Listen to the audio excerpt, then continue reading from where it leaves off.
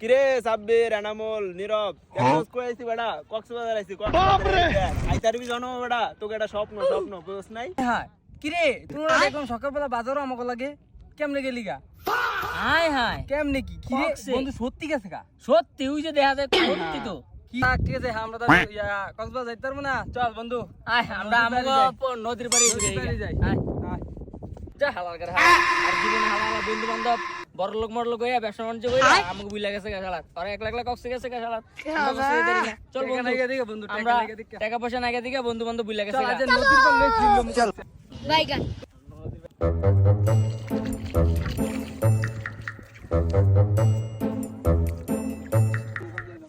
কিরে ওই যে এটা জেনের মতো দেখা যায় না হ্যাঁ হ্যাঁ চল তো চল তো দেখি কে কিরে এই তো কক্সবাজার